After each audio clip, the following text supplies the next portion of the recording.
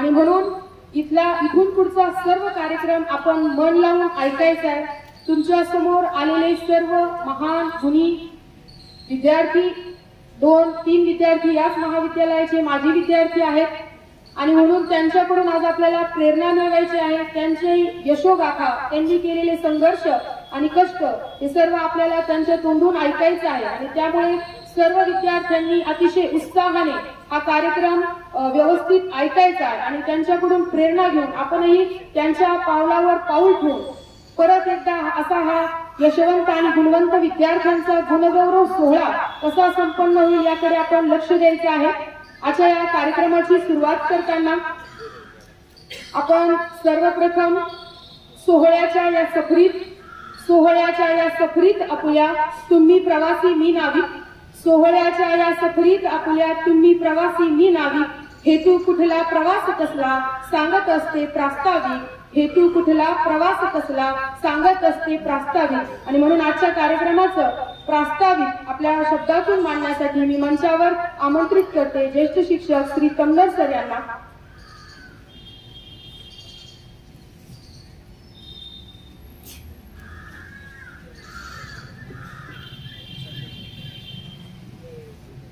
सन्माननीय व्यासपीठ, विद्यार्थी मित्र, सर्व शिक्षक बंधू भगिनी, आज आपण एका अत्यंत महत्त्वाच्या गोड आणि सुंदर कार्यक्रमासाठी एकत्र जमलेलो आहोत। या कार्यक्रमाचं औचित्य आपल्याला फलकावरून समजलेलं असेल। स्पर्धा परीक्षा मार्गदर्शन केंद्र याचं उद्घाटन आणि विविध स्पर्धा परीक्षांमध्ये ज्यांनी यशाचं शिखर गाठलेलं आहे त्यांचा गुणगौरव।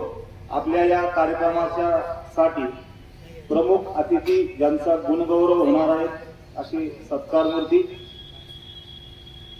सन्माननीय श्री अक्षयजी चव्हाण साहेब, चार्टर्ड अकाउंटंट पुणे।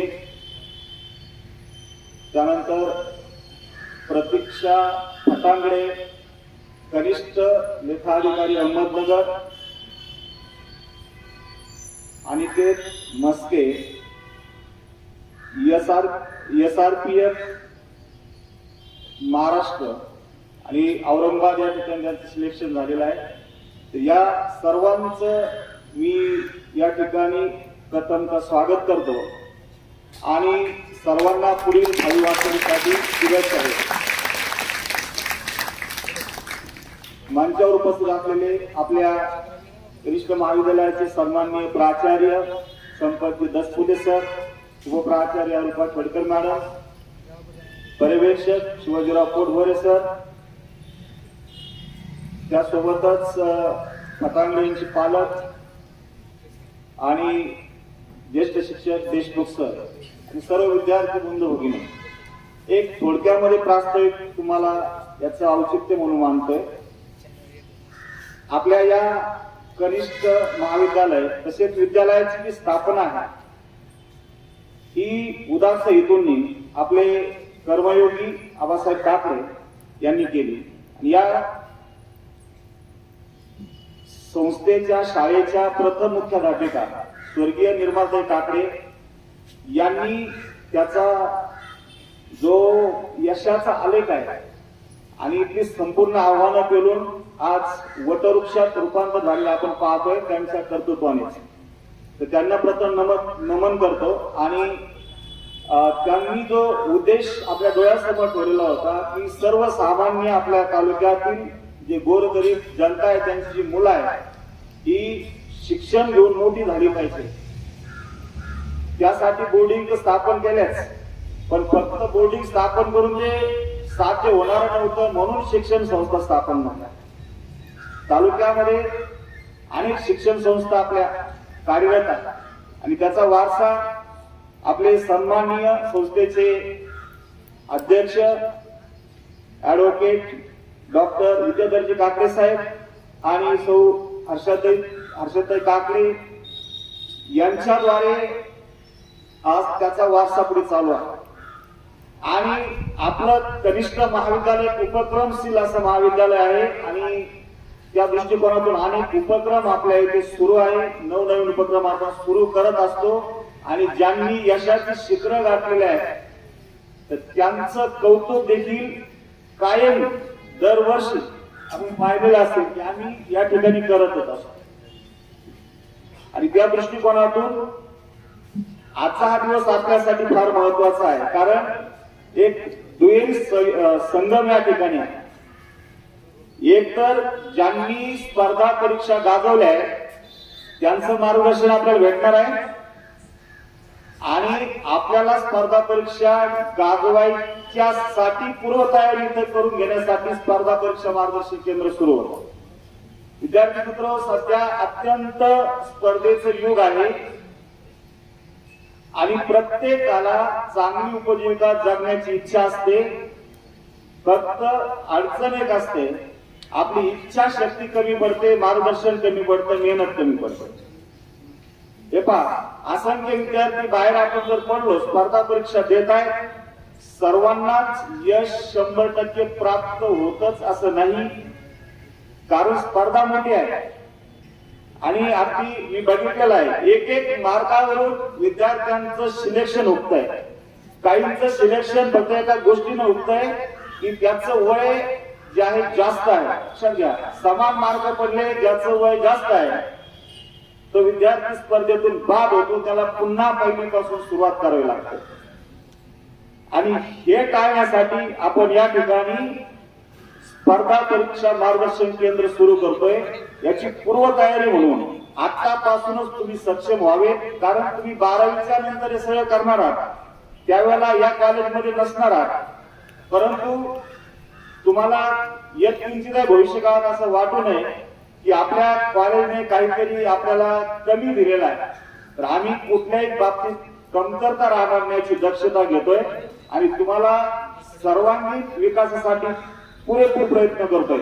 या दृष्टिकोनातून हे स्पर्धा परीक्षा मार्गदर्शन केंद्र आपलं सुरू होतंय. अनेक विद्यार्थ्यांनी नोंदणी पण केलेली आहे, असंख्य विद्यार्थ्यांची नोंदणी होणार आहे आणि याचे आठवडाभरातून किमान 2 तास होणार आहे. आठवडाभर त्यासाठी या ठिकाणी रिडिंग रूम देखील असणार आहे.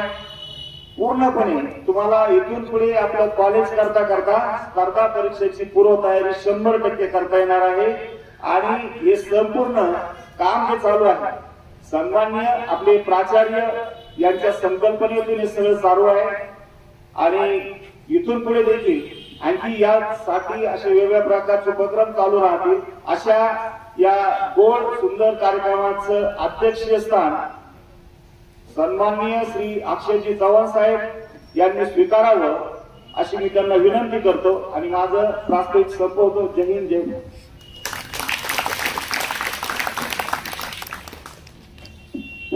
धन्यवाद सर. आता सरांनी जी अध्यक्षीय सूचना मांडली त्यास मी सर्वानुमते पूर्ण अनुमोदन देते आणि आजच्या कार्यक्रमाच्या सन्माननीय अध्यक्ष यांच्या परवानगीने आपण पुढील कार्यक्रमास सुरुवात करूया. विद्यार्थी मित्र मैत्रिणींनो, आपणास माहीतच आहे की भारत ही प्राचीन संस्कृती आणि परंपरा असलेला देश आहे आणि या प्राचीन संस्कृती आणि परंपरेमध्ये अतिथींना देव मानलं जातं. अतिथी देवो भव हीच आपली भारतीयांची शिकवण आहे आणि ती आपल्या मनामध्ये रुजवणं, आपल्या महाविद्यालयामधून हे संस्कार जे आहेत ते आपण पुढे चालू ठेवलेले आहेत. आपल्या महाविद्यालयामध्ये येणाऱ्या प्रत्येक अतिथींचं आपण छोटेखानी स्वागत आणि सत्कार करतच असतो, परंतु त्या मागचं कारण आहे की आपण सदैव त्यांच्या ऋणात राहू. आज आपल्याला लाभलेले जे काही गुणवंत विद्यार्थी आणि आजच्या कार्यक्रमास लाभलेले जे सन्माननीय अध्यक्ष आहेत हे आपल्या कर्तृत्वानं मोठे झालेले आहेत आणि म्हणून मला असं म्हणावंसं वाटतं की मुश्किलों से भाग जाना आसान होता है, मुश्किलों से भाग जाना आसान होता है, हर पहलू जिंदगी का इम्तिहान होता है, डरने वालों को मिलता नहीं कुछ जिंदगी में, लड़ने वालों के कदमों में सारा जहान होता है, लड़ने वालों के कदमों में सारा जहान होता है. असंच आपल्या जीवनामध्ये कठोर परिश्रम आणि संघर्ष करून ज्यांनी आकाश ठेंगणं केलं असं एक व्यक्तिमत्व आज आपल्या कार्यक्रमास अध्यक्ष म्हणून लाभलेले आहेत. श्री अक्षय चव्हाण साहेब इयत्ता 12वीला असताना त्यांनी अकाउंट विषयामध्ये 100 पैकी 100 गुण मिळवले आणि राज्यात पहिला क्रमांक मिळवलेला आहे. सामान्य परिस्थितीतून आई वडिलांनी त्यांना नाशिक येथे त्यांचं शिक्षण झालं आणि त्यानंतर पुढील शिक्षणासाठी आई वडिलांनी त्यांना पुणे येथे पाठवलं. आई वडिलांचं प्रोत्साहन आणि मार्गदर्शन घेऊन त्यांनी पुण्यात सीए सारख्या कठीण परीक्षेचा अभ्यासक्रम आणि ट्रेनिंग फर्स्ट अटेम्प्ट मध्ये म्हणजे पहिल्या प्रयत्नामध्ये 4 वर्षात त्यांनी पूर्ण केलेला आहे. त्यांनी association of chartered certified accountant United kingdom येथून आंतर आर्थिक अहवालात डिप्लोमा धारण केला. या परीक्षेतही त्यांनी पुण्यातून 6वा क्रमांक पटकावलेला आहे. ते आता पुण्यातील 52 वर्ष जुनी असलेल्या एका नामांकित सीए संस्थेत पार्टनर म्हणून कार्यरत आहेत. त्यांनी 9 वर्षाच्या अल्प कालावधीत भारतातील 11 राज्यांमध्ये विविध कंपन्यांना सेवा दिलेली आहे. बिझनेस नेटवर्किंग इंटरनॅशनल या BNI या नामांकित संस्थेच्या पुणे विभागाचे ते एक प्रमुख समन्वयक आहेत. आणि याहीपेक्षा आणखी पुढे जाऊन एक विशेष ओळख मला त्यांची करून द्यायची आहे की ते आपल्या आबासाहेब ताकडे कनिष्ठ महाविद्यालयाच्या सन्माननीय उपप्राचार्या श्रीमती रूपा खेडकर मॅडम यांचे जावई आहेत. अरे आपले दाजी आले, जरा टाळ्या वाजवा.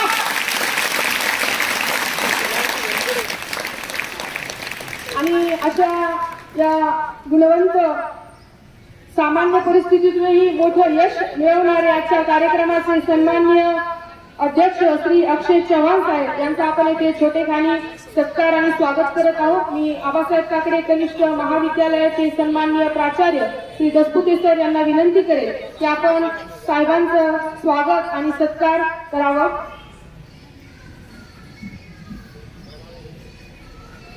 शाल, श्रीफळ आणि गुलाब पुष्प देऊन आबासाहेब ताकडे कनिष्ठ महाविद्यालयाचे प्राचार्य श्री अक्षय चव्हाण साहेब यांचं स्वागत करत आहेत. सर्व विद्यार्थ्यांनी जोरदार टाळ्या वाजवायच्या, टाळ्या कमी नाही पडल्या पाहिजे.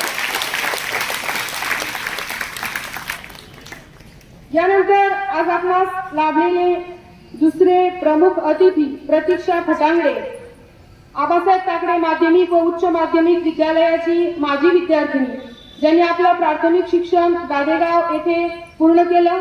त्या मजले शहर येथील रहिवासी आहेत. त्यानंतर त्यांनी BSc छत्रपती संभाजीनगर येथे, MSc अहमदनगरच्या न्यू आर्ट्स कॉलेजमध्ये आणि त्यानंतर आता स्पर्धा परीक्षेमधून त्यांनी कनिष्ठ सहाय्यक लेखाधिकारी अर्थ विभाग जिल्हा परिषद अहमदनगर या पदावर त्यांची नियुक्ती झालेली आहे. कुमारी प्रतीक्षा फटांगडे यांचं स्वागत आणि सत्कार महाविद्यालयाच्या उपप्राचार्या श्रीमती रूपा खेडकर मॅडम यांनी करावं असं मी त्यांना विनंती करेन. प्रतीक्षा फटांगडे यांना देखील विनंती आहे की आपण या छोटेखानी सत्काराचा स्वीकार करावा. आपल्याच विद्यालयाच्या त्या माजी विद्यार्थिनी आहेत. मी सुरुवातीलाच सांगितलं की तुम्हाला यांच्याकडून प्रोत्साहन घ्यायचंय. या मंचावर तुम्हाला देखील यायचं आहे. टाळ्या वाजत राहिल्या पाहिजे.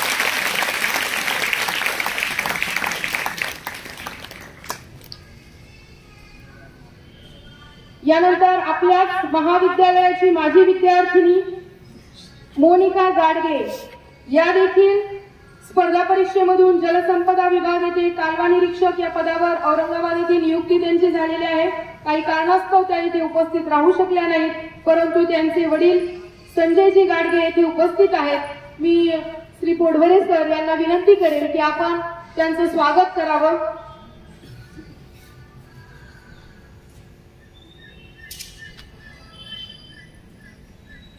श्री संजयजी गाडगे सर यांची कन्या मोनिका गाडगे हिने स्पर्धा परीक्षेमधून जलसंपदा विभाग या विभागामध्ये कालवा निरीक्षक या पदावरती नियुक्ती मिळवलेली आहे. आई वडिलांचं मार्गदर्शन आणि प्रोत्साहन विद्यार्थ्यांना मिळतं आणि ते यशाची उंच भरारी घेत असतात. त्यांच्यासोबत असलेले श्री रज्जाक शेख यांचं येथे आपण छोटेखानी स्वागत करत आहोत. श्री तोंडर सरांना मी विनंती करेन की आपण त्यांचं स्वागत करावं.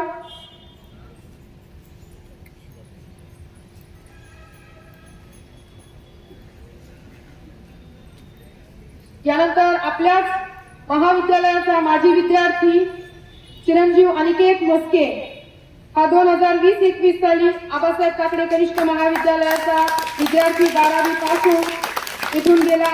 विद्यार्थी दशेत असतानाच अतिशय हुशार शिस्तप्रिय असलेला अनिकेत मस्के नुकत्याच झालेल्या पोलीस भरतीमध्ये छत्रपती संभाजीनगर शहर पोलीस SRPF गट क्रमांक 2 पोलीस या पदावरती त्याची नियुक्ती झालेली आहे. अतिशय सामान्य परिस्थितीमधून त्याने हे यश संपादन केलेलं आहे. अशा या गुणी विद्यार्थ्याचं स्वागत आणि सत्कार श्री देशमुख सर यांच्या हस्ते व्हावं अशी मी सरांना विनंती करेन. आणि अतिशय कमी वयामध्ये हे यश त्याने संपादन केलेलं आहे. त्याचा PA निकाल आणि त्याला मिळालेली नोकरी पोलीस मध्ये ते एकाच वेळी होत आहे. त्याच्यामुळे त्याचं जोरदार तुम्ही स्वागत करायचं आहे. आणि हे करण्यासाठी खूप आधीपासून कष्ट करावे लागतात हे आपल्याला लक्षात घ्यायचं आहे. सर्व मान्यवरांचे यानंतर श्री फटांगडे साहेब देखील इथे उपस्थित आहेत. प्रतीक्षा फटांगडे यांचे वडील यांचा देखील आपण या ठिकाणी छोटेखानी सत्कार करत आहोत. श्री दसपुते सर यांना मी विनंती करेल की आपण श्री फटांगडे साहेबांचं देखील येथे स्वागत करावं.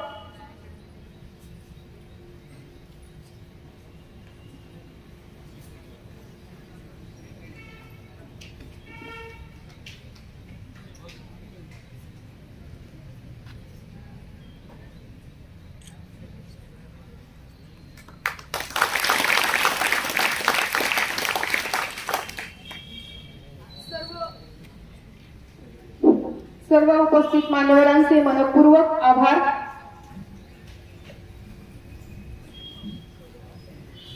विद्यार्थी मित्र मैत्रिणींनो, हे स्पर्धेचं युग आहे आणि हे स्पर्धेचं युग न संपणारं युग आहे. या युगामध्ये यशस्वी होण्यासाठी जाणीवपूर्वक आपल्याला कोण काय बोलतंय, कोण काय करतात यासारख्या अनेक नकारात्मक विषयांकडे दुर्लक्ष करावं लागतं आणि आपल्या ध्येयावर लक्ष केंद्रित करावं लागतं. सातत्यपूर्ण अभ्यास करावा लागतो. त्याचवेळी आपण एका सुदृढ यशाला गवसणी घालू शकतो. आपल्या समोर आज या मंचावर उपस्थित सर्व अतिथी गुणी विद्यार्थी यांनी देखील आपल्या जीवनामध्ये कठोर परिश्रम घेतले, सातत्यपूर्ण अभ्यास केलाय आणि त्यांच्याच तोंडून आज आपण त्यांची संघर्ष गाथा, यशोगाथा ऐकणार आहोत. मी सर्वप्रथम मंचावर आमंत्रित करते आपल्याच महाविद्यालयाची माजी विद्यार्थिनी कुमारी प्रतीक्षा फटांगडे, कनिष्ठ सहाय्यक लेखा अधिकारी अर्थ विभाग, जिल्हा परिषद अहमदनगर.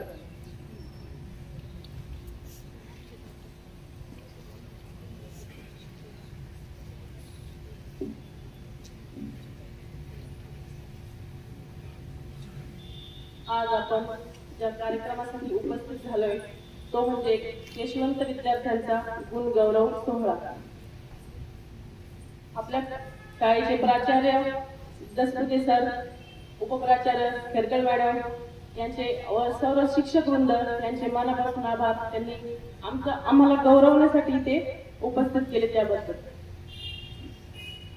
आपल्या या संस्थेचे वटवृक्ष म्हणजे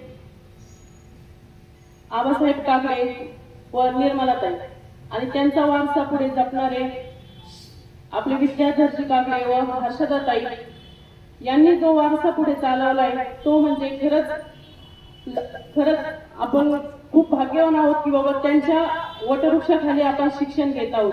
कारण आपण म्हणतो की शिक्षण हे वाघिणीचं दूध आहे, तसंच ते आपल्याला दूध पाजतंय. आणि शाळेत जर सांगायचं म्हटलं तर 2015ला माझी 10वी या शाळेमधून झाली. त्यावेळेचे दसपुते सर जे आहेत आपल्याला प्राचार्य, ते आमचे वर्ग शिक्षक म्हणून आम्हाला लाभले होते. तेव्हापासूनच त्यांचं मार्गदर्शन आम्हाला चांगलं होतं. त्यानंतर आपले AB भागवत सर होते, 9वी-10वीला क्लास टीचर. सर्व शिक्षक वृंद जर बघितला आपल्या शाळेचा तर खरंच खूप चांगला आहे. कारण की आपला जो पाया आपण म्हणतो तो पक्का होतो आणि आमचा पाया हा इथून पक्का झाला, त्यामुळे आम्ही आज इथपर्यंत येऊ शकलो. MPSC हे क्षेत्र जर बघितलं तर खूप स्पर्धा असते. यामध्ये एका जागेसाठी आपण लाखोनी संख्या बघतो. जागा जर बघितल्या तर मोजक्या जागा असतात, 10, 5, पुढे 300च्या आसपास. किंवा एखादी अशी जागा निघते की त्या एखादी पोस्ट अशी निघते त्यासाठी एकच जागा असते. त्यामुळे आपण सातत्य जर ठेवलं, जिद्द जर ठेवली की नाही करायचं आहे तर करायचं आहे, तर आपण हे यश गाठू शकतो. भले मग त्याला 3 वर्ष लागते, काहींना 4 वर्ष लागते, काही पहिल्या प्रयत्नात देखील होतात. तसं जर बघितलं तर ही जी पोस्ट आहे ती माझ्या शिक्षणाच्या बाबतीत एवढी मोठी नाहीये, पण आजकाल स्पर्धेच्या युगामध्ये गव्हर्नमेंट जॉब घेणं म्हणजे हे खूप दुर्मिळ झालेलं आहे. कारण की माझे MSc mathematics Ahmednagar new arts college मधून झालेलं आहे.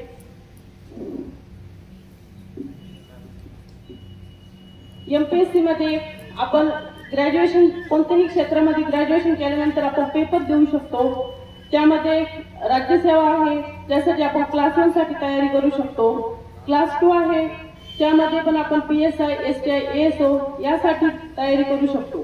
त्यानंतर क्लास 3 असते, त्यामध्ये आपण टॅक्स असिस्टंट, मंत्रालयीन क्लर्क यासारख्या पदांसाठी आपण तयारी करू शकतो.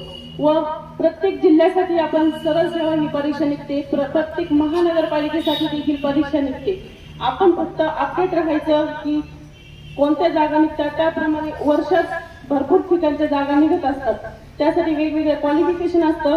मी ज्या पदासाठी निवड झाली त्या पदासाठी आम्हाला मॅथ हा क्रायटेरिया होता व किंवा अकाउंट्स हा विषय यांचा क्रायटेरिया होता. MPSC मध्ये जर आपण बघितलं तर आपण जे सध्या अभ्यास करतो 10वी पर्यंत, 11वी 12वी आपले इतिहास, भूगोल हे जे विषय आहेत त्यांचा तेच विषय पुढे असतात. त्यामुळे आपण जो आता अभ्यास करतो तोच मनपूर्वक अभ्यास करायचा, हाच आपल्याला पुढे येऊन घालतो. कारण की पुढे जर गेलो आपण, आता जर पक्का नसलं तर पुढे जाऊन पण आपल्याला हेच पुस्तक वाचायचे असतात, दुसरं वेगळं काही नसतं. फक्त आपल्याला सातत्य ठेवावं लागतं, जिद्द ठेवावी लागते, ध्येय ठेवावे लागते की नाही हे ध्येय ठेवलं काही झालं तरी आपल्याला पूर्ण करायचं. आणि विशेषतः ग्रामीण भागातल्या मुली म्हटल्यावर की शिक्षणाच्या बाबतीत बघितलं तर थोडीशी कच खाल्ली जाते, परंतु मी देखील ग्रामीण भागातलीच आहे आणि मी देखील या शाळेमध्ये येताना सायकलवरच प्रवास करून आले. 5 वर्ष मी 6 किलोमीटर सायकलवरून प्रवास करूनच या शाळेमध्ये येत होते मी. आणि तसं बघितलं तर आपलं शेवगाव हे काही मोठं शहर वगैरे नाहीये, हे पण तर खेडच आहे. त्यामुळे खेड्यामधनं मुली पुढे जात आहेत ह्याचं तुम्हाला उदाहरण आहे, म्हणून मी आज उभी राहिले.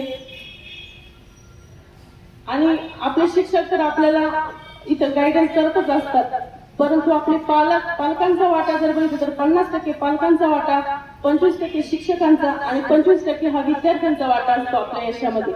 पालकांनी देखील व्यवस्थित लक्ष दिलं पाहिजे. आणि मुलींनी सुद्धा शाळेत येताना आपण पालकांच्या विश्वासाला पात्र झालं पाहिजे. आपण जर एकदा आपल्या आई वडिलांच्या विश्वासाला पात्र झालो तर आपण जोपर्यंत आणि जिथपर्यंत म्हणून तिथपर्यंत आपले आई वडील आपल्याला शिकवतात.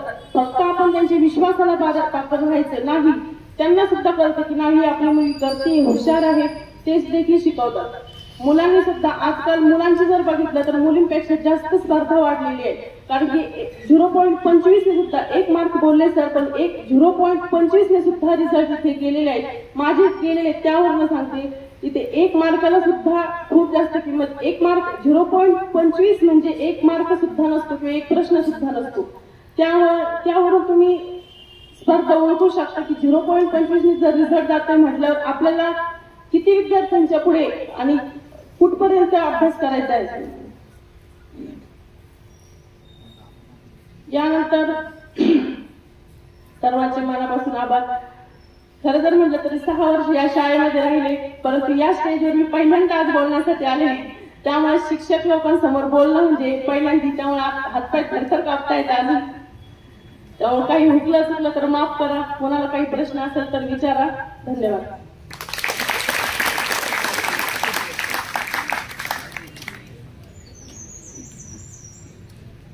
प्रतीक्षा फटांगे, आपण आज आमच्या विद्यार्थ्यांना लाख मोलाचं मार्गदर्शन केलेलं आहे. जरी तुम्ही पहिल्यांदा मंचावर उभ्या आहेत असं तुम्ही सांगितलं म्हणून आम्हाला कळलं, बाकी तुम्ही ज्या पद्धतीने इथे बोललात अतिशय सुरेख. आणि त्यांच्याकडून आज इथे बसलेल्या प्रत्येक विद्यार्थ्यांना खूप काही शिकण्यासारखं आहे.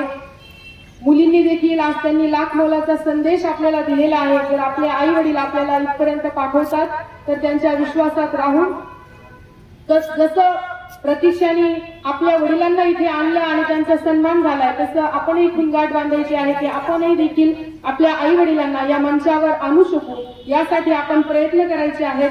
प्रतीक्षाचे मनपूर्वक आभार मानते आणि यानंतर चिरंजीव अनिकेत म्हस्के आपलं मनोगत व्यक्त करेल.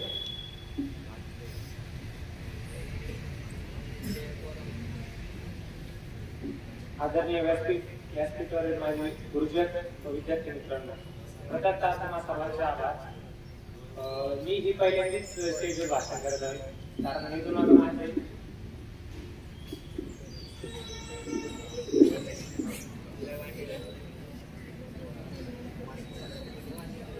तिथून माझा कधी असा प्रसंग आला नाही की मी स्टेजवर गेलो तुमच्यासमोर बोललोय. मी 11वी-12वीला या कॉलेजमध्ये होतो आणि आमच्या वर्ग शिक्षिका ह्या खडकर मॅडम होत्या आणि जी शिक्षक म्हणल्या की पाया भक्कम असला पाहिजे, तर तो पाया भक्कम हा आमचा या शिक्षकांनी केला. त्यांनी आम्हाला स्पर्धा परीक्षा म्हणजे पुढे गेल्यावर स्पर्धा परीक्षेमध्ये काय असतं ते आता शिकवलं आणि आता जे तुम्हाला तुमच्यासाठी स्पर्धा परीक्षा केंद्र उभारलं जाऊ राहिले त्यामुळे तुम्हाला नक्कीच फायदा होईल. जेणेकरून पुढे जे येणाऱ्या अडचणी आहेत त्या तुम्हाला आताच कळतील की त्यावर कसा उपाय आपल्याला शोधता येईल. मी मागील वर्षी पहिली भरती दिली, त्यामध्ये जिल्हा पोलीसला 2 मार्कांनी वेटिंगला पडलो आणि SRPF ही 2 मार्कांनी वेटिंगला पडलो आणि प्रॅक्टिस सुरू ठेवली. नंतर अभ्यासही सुरू ठेवला. त्यावर्षी दुसरी भरती दिली आणि यामध्ये माझी जिल्हा पोलीस मध्ये पण निवड झाली आणि SRPF मध्ये सुद्धा निवड झाली. याच्यातून सांगायचं एवढंच मित्रांनो की अपयश आलं तर ते पचवून घेता आलं पाहिजे, त्यातून खचून नाही गेलं पाहिजे, जेणेकरून त्याच्यावर आपण मात केली पाहिजे, आपण त्याच्यातून शिकलं पाहिजे. ज्या चुका झाल्या त्या चुका दुरुस्त केल्या पाहिजे. त्यामुळे ज्या चुका झाल्या त्या पुन्हा आपल्याला चुका झाल्या नाही पाहिजे आपल्याकडून. शेवटी सांगतो की आपण प्रोसेस वर देऊन द्या, आपला रिझल्ट येईल असं याचा विचार करू नका. रिझल्ट तर तुमचा येणारच आहे. तुमची प्रोसेस जर प्रामाणिक असेल तर रिझल्ट हा एक चांगल्या प्रकारचा येऊ शकतो. एवढे बोलून मी माझी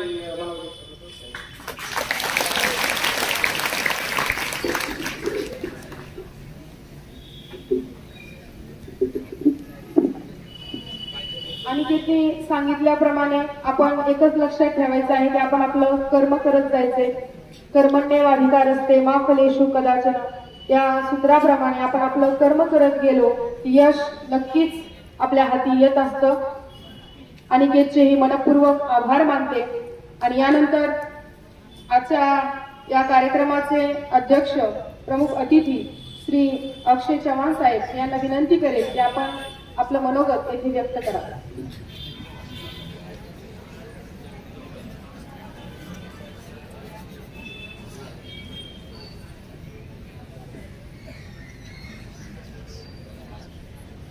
सन्माननीय व्यासपीठ, माननीय प्राचार्य श्री संपतराव दसपुते सर,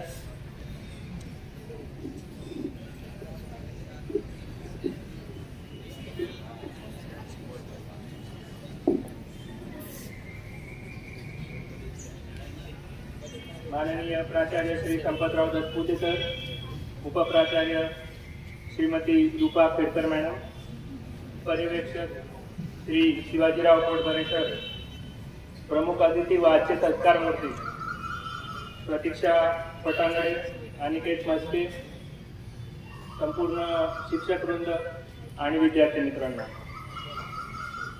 आज मी माझा मनोगत व्यक्त करण्यापूर्वी तुम्हाला सगळ्यांना एक प्रश्न विचारायचा आहे. आता जर प्राचार्यांनी डिक्लेअर केलं की तुम्हाला सगळ्यांना एक सिनेमाला घेऊन जाऊ आणि 3 तासाचा सिनेमा आहे, संध्याकाळी 6 ते 9 किंवा सकाळी 6 ते 9, तर तुम्ही किती जण सिनेमाला जायला तयार व्हाल? हात वर करा. पैसे घेणार नाही फ्री शाळेकडून. तुमची कुटबुल सांगते सगळ्यांना जायचंय पण शिक्षकांना तुम्ही बघून घाबरताय. पण ठीक आहे, शाळेने नाही नेलं, तुमचे तुम्ही गेले, मित्र गेले, आई वडिलांसोबत गेले, तर आपण जेव्हा सिनेमाला जातो तर 3 तास कसे निघून जातात आपल्याला कळतच नाही. कधीच सिनेमात आपल्याला झोप येऊ शकत नाही, कधीच आपल्याला सिनेमाचा कंटाळा येतो का? कारण तो आपल्या आवडीचा विषय असतो. आता मी तुम्हाला पुढचा प्रश्न विचारतो की तुमच्यापैकी किती जणांनी 12वी नंतर काय करायचं हे ठरवलंय?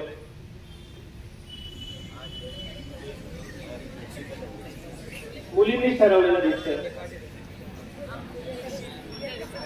आता तुमच्यापैकी जे बाकीचे लोक आहेत यांनी काही ठरवलेलं नाही, ते अजून ठरवायचं बाकी आहे. तर आपल्या भारतात अशी पद्धत पडली की आपले आई वडील जे सांगतील आपल्याला, आपले नातेवाईक जे सांगतील, आपले मित्र जे करतील तेच आपण करू. मित्राने B.Com घेतला आपण पण B.Com घेऊ, मित्राने BSc घेतलं आपण ते करू, मित्र आर्टला गेला आपण जाऊ, सगळे सोबत राहू, अशा पद्धतीने.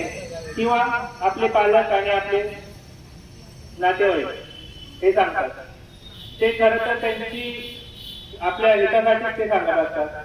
परंतु त्याच्यात एक प्रॉब्लेम असा येतो की त्यांची जिथपर्यंत त्यांना ज्ञान असतं, जेवढा त्यांचा एक्सपिरियन्स असतो, त्याच्यातून ते आपल्याला मार्गदर्शन करत असतात. तुमच्यापैकी कोणी जपानला गेलंय का? मी पण नाही गेलोय. आपण सांगू शकतो का जपान कसं आहे, जपानचे रस्ते कसे आहेत? आपण नाही सांगू शकत. तसंच आपले घरचे, नातेवाईक, मित्र हे त्यांना जेवढं माहिती आहे त्यातनं आपल्याला सांगू शकतात की काय केलं पाहिजे, काय नाही केलं पाहिजे. आणि ते जे सांगतात ते बरोबरच असतं. पण त्याच्या पुढे जाऊन आपली एक जबाबदारी असते की आपल्याला कशात आवड आहे आणि त्याच्यात आपण काही करू शकतो का, अजून वेगवेगळ्या संधी काय आहे हे बघण्याची जबाबदारी आपली असते. कारण आपण जर जंगलात हरवलो मित्रांसोबत, तर आपले मित्रच आपल्याला बाहेर नाही काढू शकत. बाहेरून कोणीतरी आलं तर ते आपल्याला रस्ता दाखवू शकतात.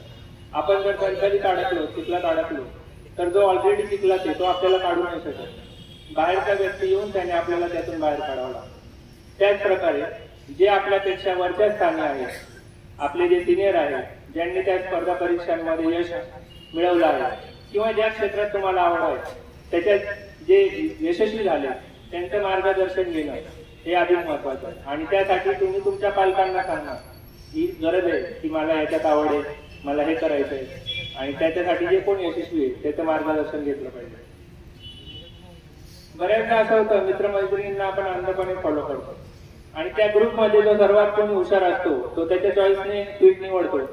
एखाद्याने स्पर्धा परीक्षांचं फील्ड निवडलं, एखादा इंजिनिअरिंगला गेला, तर त्याच्या ग्रुपचे जे काही फॉलोअर असतात तिघं चौघं, ते सगळे त्याला आपण सगळे हेच करू.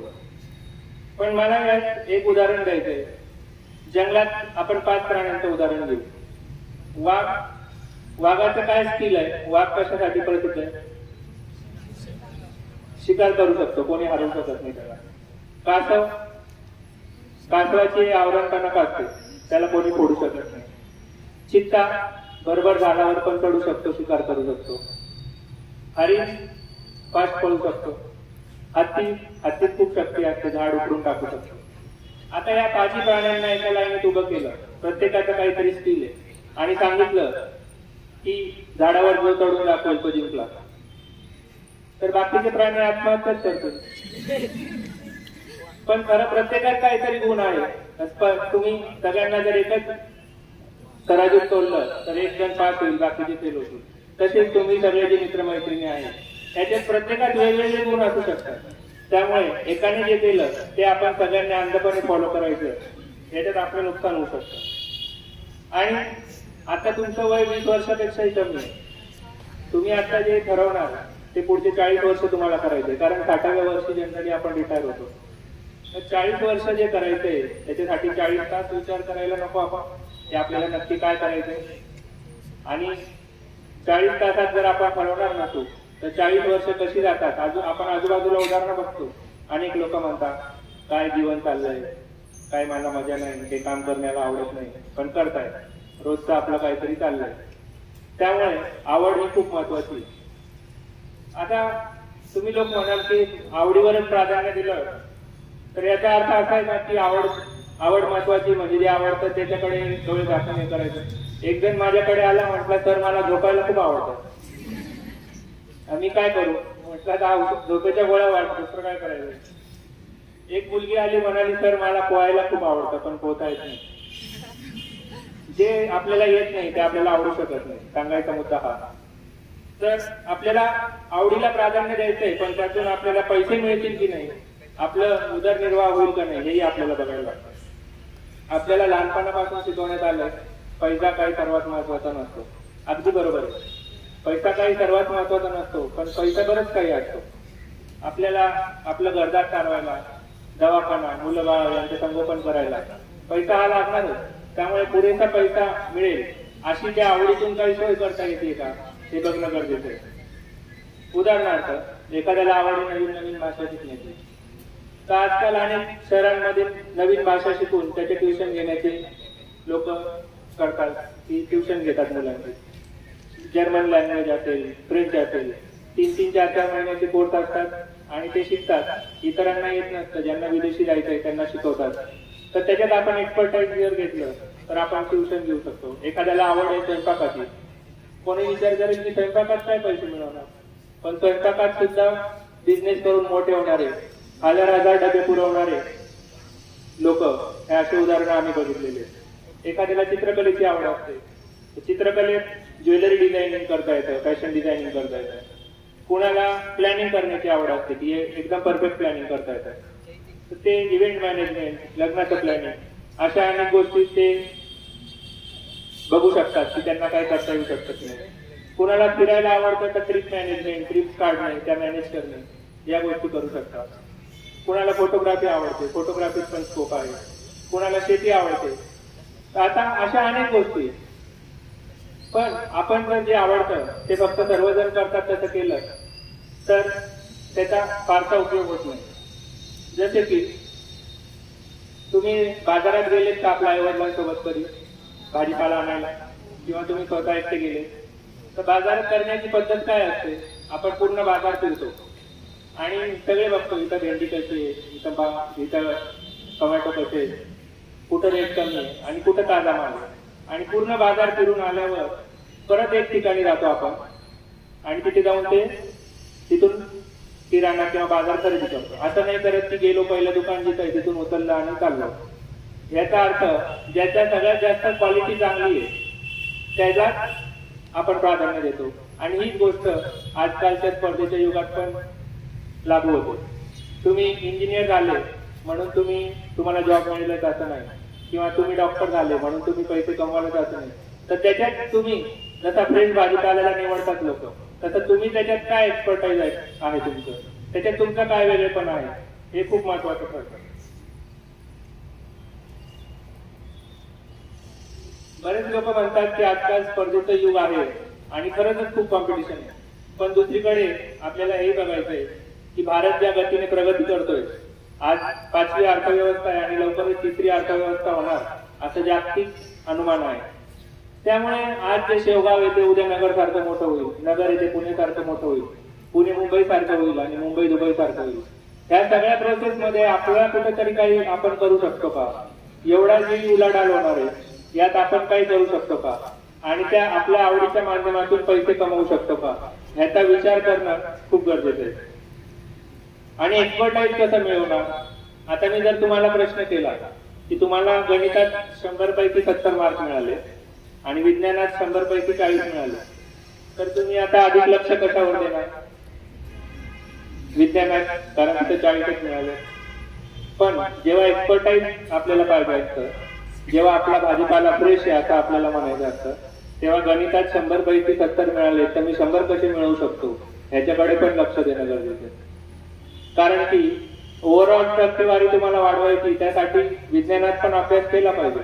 पण ज्याच्यात आपली आवड आहे आणि ज्याच्यात आपण ऑलरेडी 70% मिळवतोय तिथे जर 100 मिळवले तर आपण सर्वांमध्ये उठून दिसण्याशिवाय राहणार नाही.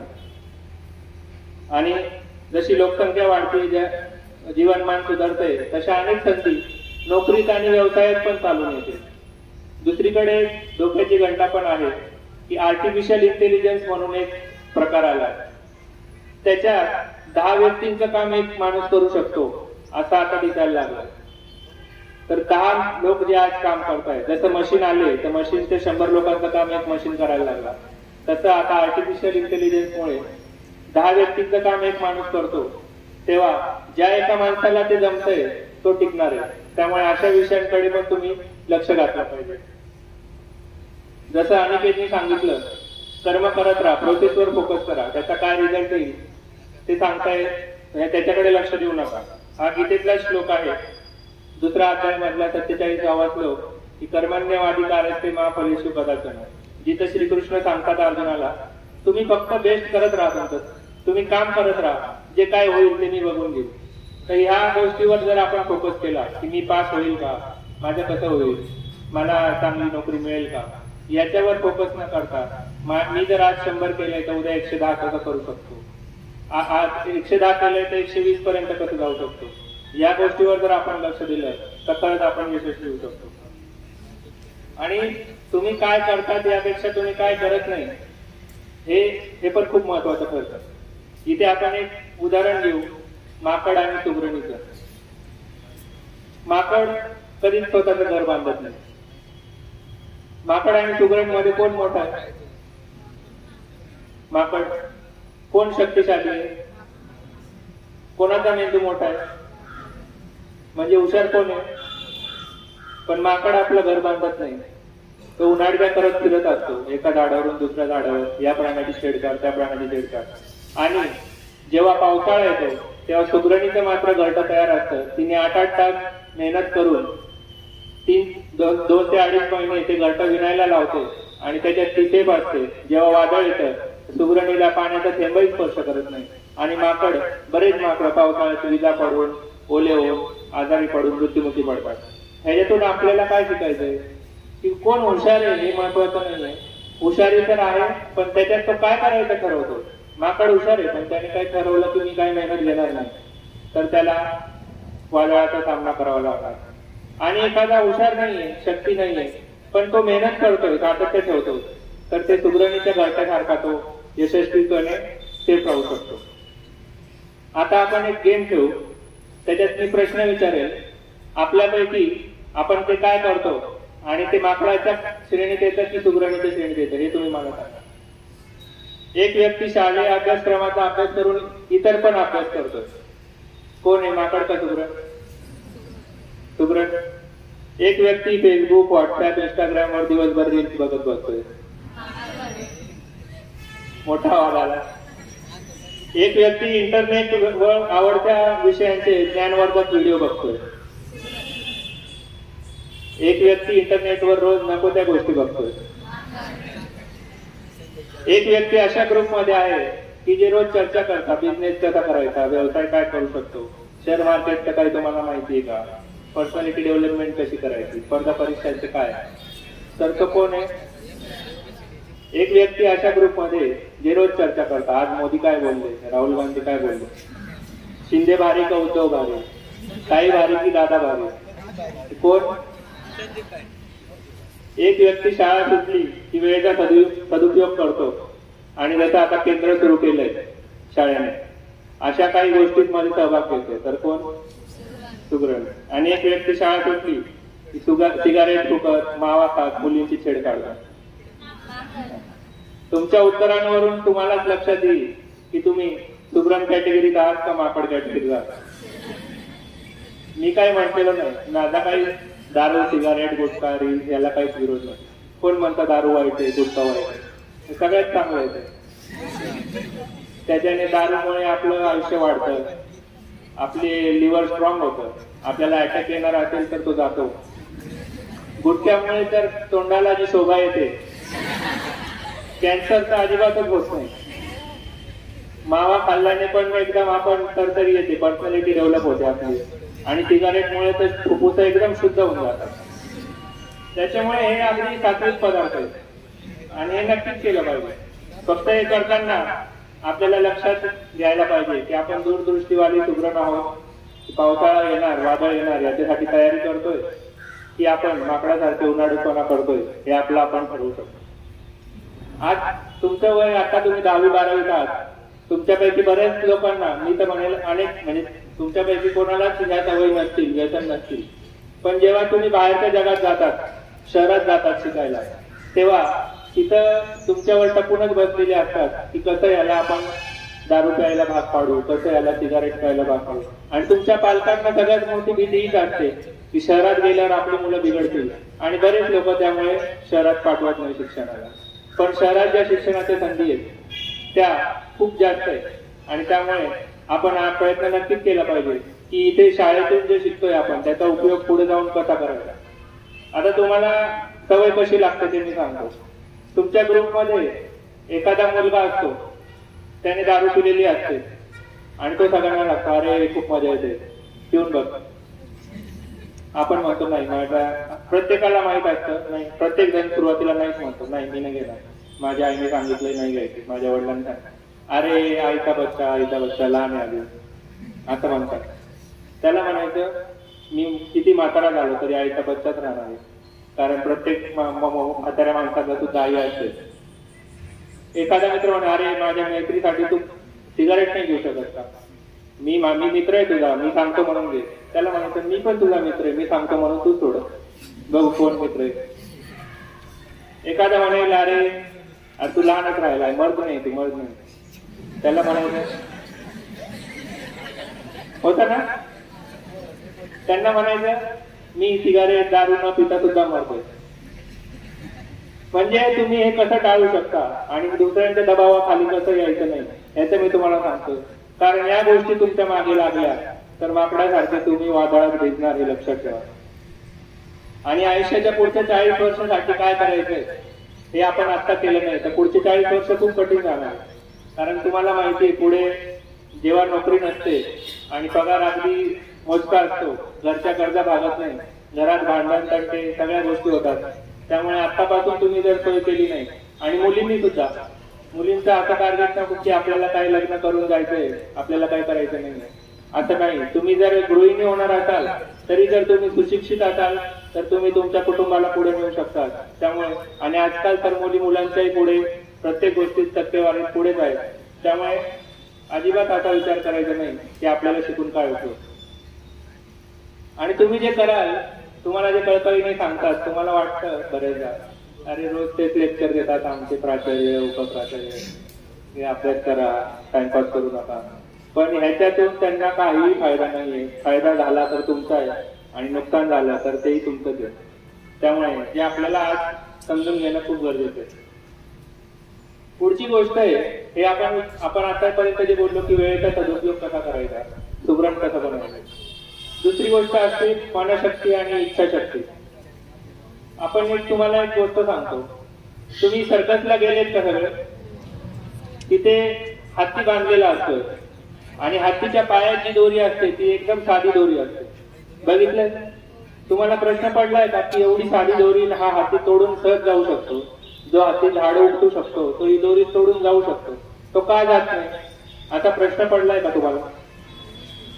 त्याच्या मागे कारण असं आहे की ते हत्ती जेव्हा हत्तीचं पिल्लू असतं तेव्हा त्याच्या साखळी बांधलेली असते पायाला लहानपणी, आणि ती साखळी तो लहानपणी खूप प्रयत्न करत असतो.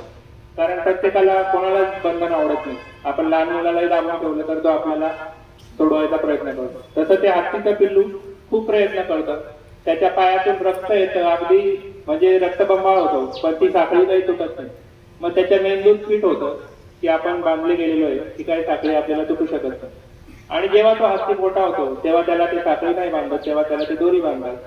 तरी त्याच्या मेंदूत हा विचार येत नाही की आपण हे तोडू शकतो. का? तर आधीच त्याच्या डोक्यात बसलंय की आपण प्रयत्न करून झालाय, हे होऊ शकत नाही. तसंच आपल्या सर्वांना आपल्यावर जे आजपर्यंत विचार बिंबवले गेले, कळत न कळतपणे, कोणी मुद्दाम करत नाही, पण तू जास्त हुशारी करू नको, जास्त शहाणपणा नको करू, तुला नाही जमणार, हे नको करू, आपलं साधं छोटं काहीतरी बघ, एवढे मोठे विचार नको करू, अशा गोष्टी आपल्याला अनेकदा आपल्याला ऐकवल्या होत्या. त्यामुळे आपला जेव्हा आपण हत्ती एवढे मोठे होतो आणि आपण ते करू शकतो तरी ते आपण करत नाही. कारण लहानपणापासून आपल्याला ती साखळी बांधली विचारांची, तर ती साखळी तोडणं खूप महत्वाचं आहे. आणि तुम्हाला जर मी आता प्रश्न विचारला की आजकाल या जगात लोक कशामुळे दुःखी आहेत, 2 ऑप्शन देतो मी, पहिला का दुसरा तुम्ही सांगा. पहिला ऑप्शन, एका माणसाला 10,000 पगाराची अपेक्षा होती की मला आयुष्यात 10,000 पगार मिळाला पाहिजे, आणि त्याला 10,000 पगार मिळाला आणि तो दुःखी. आणि दुसरा माणूस ज्याला 50,000 पगाराची अपेक्षा होती पण त्याला 30,000 मिळाला. म्हणजे पहिल्याचं स्वप्न पूर्ण झालं, 10ला 10 मिळाला. दुसऱ्याला 50ची अपेक्षा होती, 30च मिळाली. तर यशस्वी कोण आहे दोघांपैकी, पहिला का दुसरा? दुसरा, बरोबर. त्याने जास्तीचा विचार केला, त्यापेक्षा कमी मिळालं तरी तो पहिल्यापेक्षा पुढेच आहे, कारण की त्याने विचारच कमी केला होता. तो 10चाच विचार करतो, त्याला 10 मिळतात आणि तो तिथेच अडकतो. जो 50चा विचार करतो त्याला कदाचित 50 मिळतही नाही, पण तो पहिल्यापेक्षा पुढे असतो. तुम्हाला आता जर सांगितलं 5 किलोमीटर शर्यत आहे आणि एक 20 किलोमीटरची शर्यत आहे पळायचं, तर तुम्ही कुठली शर्यत चॉईस कराल, 5 किलोमीटर का 20 किलोमीटर? साहजिक आपण म्हणू 5 किलोमीटर, एवढं पळायचं आहे आपल्याला, जमेल का नाही, 5 किलोमीटरची शर्यत करू. बरेच लोक 5 किलोमीटरची शर्यत पूर्ण करतील आणि थांबतील. एखाद दुसराच असेल की जो 20 किलोमीटरची शर्यत सिलेक्ट करेल आणि तो 6 किलोमीटर 7 किलोमीटर पळेल. 20 पळू शकणार नाही, पण ऍटलिस्ट त्याला कळतं की आपण 5ची सिलेक्ट केली असती तर 5च पळालो असतो, आता आपण 20ची केली, किमान आपण 7 किलोमीटर पळालो, म्हणजे आधीपेक्षा 2 किलोमीटर तो पुढे गेला. हेच आपल्याला करायचंय. आपल्याला ध्येय मोठे ठेवायचे, त्याच्यात यश अपयश येईल, पण ज्यांनी ध्येय छोटे ठेवले त्यापेक्षा तुम्ही तरी पण पुढे राहणार.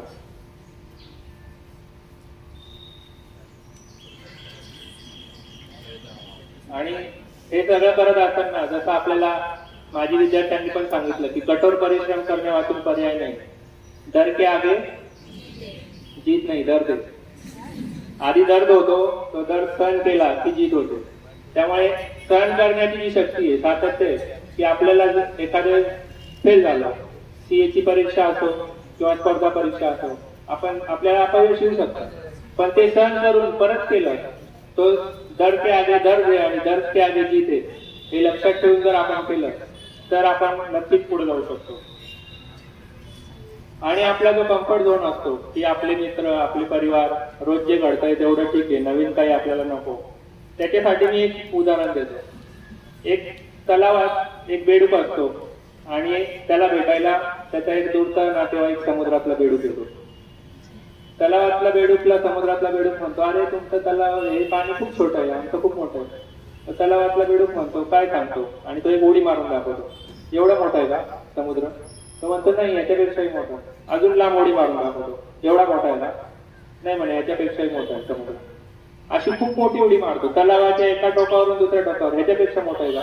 तर तो दुसरा बेडूक म्हणतो नाही, याच्यापेक्षाही मोठा आहे. तो पहिला बेडूक त्याच्या पानाखाली वाजवतो, तो खोटं बोलतोय, ह्याच्यापेक्षा मोठा जगात काहीच नाही. कारण त्याने तेवढंच जग बघितलंय, त्यामुळे त्याला वाटतं की ह्याच्यापेक्षा मोठं नाही. आणि जो दुसरा बेडूक आहे तो सांगत असतो, अरे तिकडे चल, ते ह्याच्यापेक्षा मोठं आहे. तो ऐकत नाही, त्याच्या बाहेर पडत नाही आणि त्या तलावातच त्याचं आयुष्य जातं. तसंच आपल्याला जिथे वाटतं की मी 4 तास अभ्यास करू शकतो, तर नक्की 5व्या तासासाठी प्रयत्न करायचे. मी 2च तास बसू शकतो, तर 2 तास झाल्यावर अजून 15 मिनिटं तरी बसून बघितलं पाहिजे. तर तुमच्या लक्षात येईल की तो कम्फर्ट झोन आहे, तो तुम्ही वाढवत नेताय आणि तुमचा तलावाचा एक दिवस समुद्र होऊ शकतो. आपण जर असं ठरवलं की मी एवढं करू शकतो आणि मी एवढंच करेल, तर तुम्ही तेवढंच मिळवू शकाल, त्याच्यापेक्षा जास्त मिळवू शकत नाही. त्यामुळे आपल्याला जे येत आहे त्याच्यापेक्षा जास्त कसं येईल याच्यासाठी रोज प्रयत्न केला पाहिजे. आता सीए बद्दल मी सांगतो की सीए म्हणजे काय, बऱ्याच लोकांना माहित नसतं. सीए म्हणजे चार्टर्ड अकाउंटंट, सनदी लेखापाल. आपल्या घरात जो रोज हिशोब होतो, दर महिन्याला एक हिशोब होतो. आपले आई वडील हिशोब करतात की आपला या महिन्यात इतका पैसे आले, इतका खर्च झाला, इतका भाजीपाल्यावर, इतका मुलांच्या शिक्षणावर, इतका अमुक होतं आणि एवढे पैसे उडाले. आणि असं येतं 500 रुपये कुठे गेले, 500 रुपयाचा काय झाला, 500 रुपयाचा हिशोब लागत नाही. ऐकलं असेल तुम्ही असं, किंवा 100 रुपयाचा हिशोब लागत नाही, कुठे गेले. हेच काम चार्टर्ड अकाउंटंट मोठ्या लेवलवर करतो. ज्या मोठ्या मोठ्या कंपन्या आहेत, मोठ्या संस्था आहेत, ज्या शाळा कॉलेज आहेत, बँका आहेत, सरकारी इन्स्टिट्यूट आहेत, ह्यांच्या जो काही हिशोब आहे, पैसा कुठून आला, पैसा कुठे गेला, ज्या कामावर गेला तिथे काही फ्रॉड झाला का, काही घपला झाला का, यांचं ऑडिट करण्याचं काम हे चार्टर्ड अकाउंटंट करत असतो. तर ज्या लोकांना, ज्या मुलांना गणितात आवड आहे किंवा अकाउंटिंग मध्ये आवड आहे, त्यांच्यासाठी सीए हा एक खूप चांगला ऑप्शन आहे. आणि सीए हे फक्त कॉमर्सचे मुलं करू शकतात असं नाही. सीए परीक्षेत बऱ्याचदा जे रँकर असतात ते सायन्सचे मुलं पण असतात. त्यामुळे सायन्सचे मुलं सुद्धा सीएच्या स्पर्धा परीक्षा देऊ शकतात. सीएच्या स्पर्धा परीक्षांसाठी कुठलंही कॉलेज नसतं. जसं एमपीएससी युपीएससी साठी आहे, तसंच तुम्ही फक्त रजिस्ट्रेशन करायचं आणि स्वतः अभ्यास करून परीक्षा द्यायच्या. 10वीतच तुम्ही सीएच्या परीक्षेचं रजिस्ट्रेशन करू शकता. 10वी नंतर 12वी पर्यंत कधीही तुम्ही रजिस्ट्रेशन करू शकता. आणि 12वीची परीक्षा झाली की 4 महिन्याने सीएची परीक्षा देऊ शकतात. 3 परीक्षा असतात. पहिली एक एंट्रन्स लेवल म्हणजे पहिली परीक्षा, दुसरी इंटरमिजिएट लेवल आणि फायनल लेवल. ह्या तिन्ही परीक्षेत तुम्हाला 50-50% मिळवायचे असतात. म्हणजे तुम्ही पासिंगचं लेवलच 50% आणि ह्या स्पर्धा परीक्षांचा निकाल 10 ते 15% लागतो. अगोदर 2-3% लागायचा, पण आता ज्या पद्धतीत सीएची डिमांड वाढते त्यामुळे 10 ते 15% आता निकाल लागतो. आणि प्रत्येक लेवलला तुम्हाला पहिल्या लेवलला 4 विषय म्हणजे 400 मार्काची परीक्षा, दुसऱ्या लेवलला 6 विषय 400 मार्काची परीक्षा आणि तिसऱ्या लेवलला परत 6 विषय 400 मार्काची परीक्षा. ह्याच्यात तुम्हाला ऑप्शन असतो की एकत्र तुम्हाला 6 विषय द्यायचे नसतील तर 3 विषय अगोदर द्या, 3 विषय नंतर द्या. परत फायनलला पण 3 विषय अगोदर द्या, 3 विषय नंतर द्या. असं तुम्ही करून ही स्पर्धा परीक्षा जर तुम्ही फर्स्ट अटेम्प्ट पास होत गेले, मेहनत करून दिवसातून 10, 12, 15 तास अभ्यास करून तुम्ही जर हे फर्स्ट अटेम्प्ट पास होत गेले तर 42व्या महिन्यात तुम्ही सीए होऊ शकता 12वी नंतर. 42 महिने म्हणजे 4 वर्ष पण पूर्ण. 4थ्या वर्षी तुम्ही 6 लाख ते 12 लाख किमान पगार कमवू शकतात. कारण सीएचा पॅकेज हे महिन्याला 50,000 पेक्षा कमी कुठंच नाही. आणि ज्यांचे स्कोर चांगला असतो, चांगल्या कंपन्यांमध्ये सिलेक्शन होतं, तिथे 20 लाख, 30 लाख, 35 लाख अशी पण सुरुवात वार्षिक ही होऊ शकते. त्यामुळे जिथे तुमचे दुसरे मित्र इंजिनिअरिंग करत असतील किंवा दुसरे कोर्स करत असतील ज्यांना 4, 5, 6 वर्ष लागतात, तिथं सीएच्या कोर्समध्ये तुम्ही 4थ्या वर्षी कमवायला सुरुवात करू शकता. पण ही सीएची परीक्षा इतर स्पर्धा परीक्षांसाठी सारखीच अवघड आहे.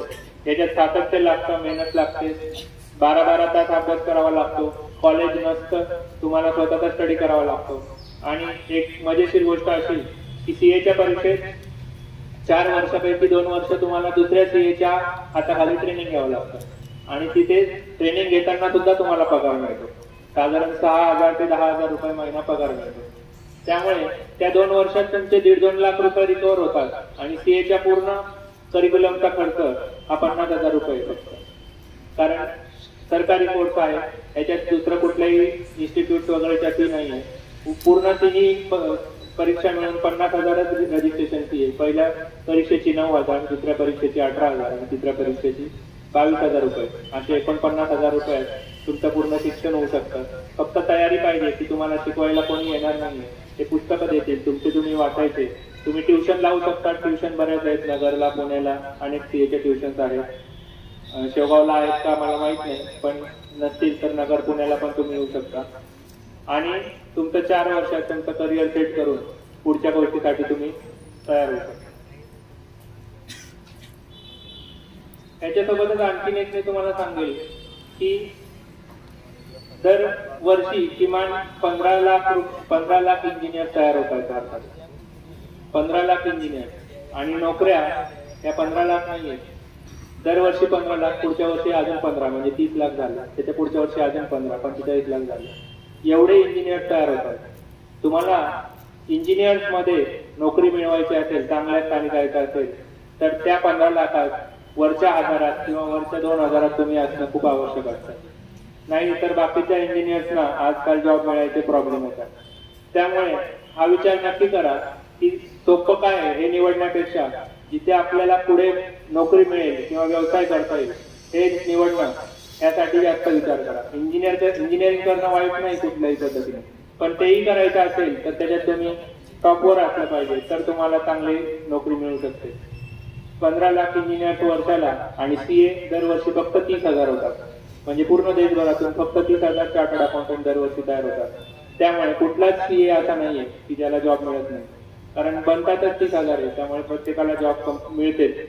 तर हा विचार करून आपली जर तयारी असेल तर तुम्हाला अजून जर काही मार्गदर्शन हवं असेल तर मी वेबसाईट सांगून ठेवतो शाळेकडे. त्या वेबसाईटवर जाऊन तुम्ही पूर्ण डिटेल घेऊ शकता सीएच्या कोर्सबद्दल. आणि सीए जर झाले नाही, तुम्ही बऱ्याचदा ऐकलं असेल की सीए होणं कठीण आहे, एखाद्याने 10 वर्ष दिले, 15 वर्ष दिले, पण सीए झालाच नाही, तर मग काय त्याचं आयुष्य वाया गेलं का? तर नाही. तुम्ही सेकंड परीक्षा जर पास झाले तर BAA म्हणून एक डिग्री आहे, बिझनेस अकाउंटिंग असोसिएट, ती डिग्री पण तुम्हाला मिळते आणि त्या डिग्रीच्या बेसिसवर तुम्ही स्वतःचा ऑफिस टाकू शकतात किंवा कुठं जॉबला लागू शकतात आणि त्यांनाही आरामात 40,000 ते 50,000 रुपये पगार मिळून जातो. त्यामुळे सीएचा भीती आहे म्हणून घ्यायचं नाही असं करू नका. सीए साठी हुशार मुलंच पाहिजे अशी पण गरज नाही. तुम्ही सुगरण असाल तर तुम्ही सीए पण होऊ शकता. कारण की माझ्या बघण्यात असे अनेक विद्यार्थी आहेत. माझा एक मित्र जो 92-95% मिळवायचा त्याने सीए घेतलं पण तो अजून सीए झाला नाही. 10वी-12वी 92-95%, कारण पुढे त्याने उन्हाळ्यात सुरू केला. आणि दुसरा मित्र 55% होता, सायन्स बॅकग्राऊंडचा होता, तरी त्याने सीए हे यशस्वीपणे पूर्ण केलं, कारण त्याने नंतर मेहनत घेतली. तर तुम्ही तुमची अगोदरची टक्केवारी काय आहे याचा कुठंच हिशोब नाहीये. तुम्ही पुढं मेहनत घ्यायला तयार आहे का हा विषय असेल तर तुम्ही सीएची परीक्षा असो किंवा कुठलीही स्पर्धा परीक्षा ही नक्की पास होऊ शकता. शेवट मी एवढी गोष्ट सांगून करेल की लहरों से डरकर नौका पार नहीं होती, कुछ किए बिना ही जय जयकार नहीं होती, कोशिश करने वालों की कभी हार नहीं होती. धन्यवाद.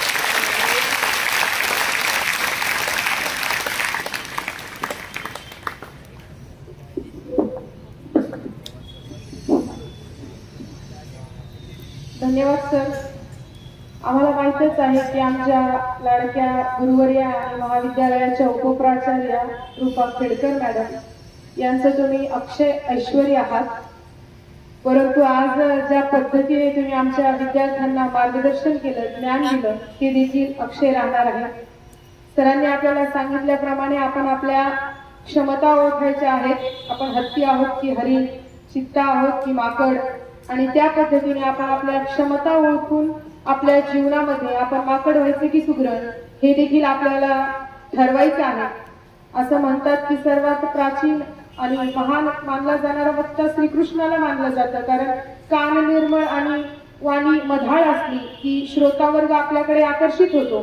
सर, आज आलेला अनुभव असा की आपण बोलत असताना सर्वांच्या नजरा आपण खिळून ठेवलेल्या होत्या, सगळ्यांचं लक्ष आपल्याकडे होतं. म्हणजे आपण एक उत्तम वक्ता आहात आणि आज आपण दिलेलं जे काही मार्गदर्शन आणि ज्ञान आहे त्याच्या बळावर आमचे विद्यार्थी आपल्या भविष्यामध्ये मार्गक्रमण करतील अशी अपेक्षा.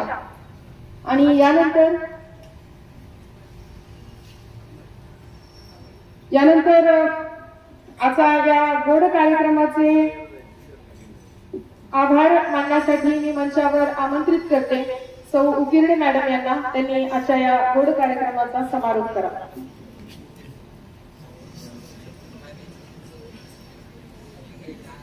आदरणीय व्यासपीठ आणि व्यासपीठावरील उपस्थित मान्यवर विद्यार्थी मित्रांनो, आपलं आबासाहेब काकडे कनिष्ठ महाविद्यालय हे नेहमी विद्यार्थ्यांसाठी नवनवीन उपक्रम राबवत असतं. त्या पाठीमागचा हेतू एकच असतो की विद्यार्थ्यांचा सर्वांगीण विकास घडावा. आणि त्यातलाच आजचा हा कार्यक्रम म्हणजे स्पर्धा परीक्षा मार्गदर्शन केंद्र उद्घाटन आणि स्पर्धा परीक्षेमध्ये यशवंत विद्यार्थी यांचा गुणगौरव सोहळा. तर अशा या कार्यक्रमासाठी अध्यक्ष म्हणून लाभलेले चार्टर्ड अकाउंट माननीय श्री अक्षय चव्हाण साहेब यांनी आपल्याला अत्यंत रंजक पद्धतीनं प्रश्नमंजुषेच्या माध्यमातून आपल्या विनोदी शैलीतून वेगवेगळ्या उदाहरणाद्वारे अत्यंत उत्कृष्ट अशा पद्धतीचं मार्गदर्शन केलं. त्याबद्दल मी सरांचे कॉलेजच्या वतीनं आभार मानते आणि अक्षय सरांना सांगू इच्छिते की सर, आमच्या आबासाहेब काकडे कनिष्ठ महाविद्यालयाचे सर्वच विद्यार्थी सुगरण या गटामध्ये मोडणारे आहेत. त्यानंतर सहाय्यक कनिष्ठ लेखा अधिकारी अर्थ विभाग जिल्हा परिषद अहमदनगर आपल्या विद्यालयाच्या माजी विद्यार्थिनी श्रीमती प्रतीक्षा फटांगरे मॅडम याही उपस्थित राहिल्या. त्यांनी स्पर्धा परीक्षेविषयी आपल्याला अनमोल अशा पद्धतीचं मार्गदर्शन केलं. त्याबद्दल मॅडमचे मी आभार मानते. तसेच जलसंपदा विभाग कालवा निरीक्षक औरंगाबाद श्रीमती मोनिका घाडगे मॅडम आपल्या कार्य पाहुल्यामुळं या ठिकाणी उपस्थित राहू शकल्या नाही, परंतु मॅडमचे वडील माननीय श्री संजय घाडगे पाटील या ठिकाणी उपस्थित आहेत. त्यांचे कॉलेजच्या वतीनं मी आभार मानते. तसेच शहर पोलीस छत्रपती संभाजीनगर SRRPF आपल्या विद्यालयाचे माजी विद्यार्थी माननीय श्री अनिकेत मस्के सर हेही या कार्यक्रमाला उपस्थित राहिले, विद्यार्थ्यांना अनमोल मार्गदर्शन केलं. त्याबद्दल सरांचे मी आभार मानते. तसेच गाडगे पाटील यांचे सहकारी श्री रज्जाक शेख साहेब तसेच फटांगरे साहेब तेही या कार्यक्रमाला उपस्थित राहिले त्याबद्दल विद्यालयाच्या वतीनं त्यांचे आभार. आणि आपल्या महाविद्यालयाचे प्राचार्य आदरणीय दसपते सर, उपप्राचार्य आदरणीय खेडकर मॅडम, पर्यवेक्षक आदरणीय पोटभरे सर, सर्व प्राध्यापक बंधू भगिनी उपस्थित राहिले त्याबद्दल महाविद्यालयाच्या वतीने मी आभार मानते. आणि सगळ्यात महत्त्वाचं, तुम्ही सर्वांनी हा कार्यक्रम शांतपणे ऐकून घेतला त्याबद्दल महाविद्यालयाच्या वतीने मी कौतुक करते आणि हा कार्यक्रम संपला असं जाहीर करते.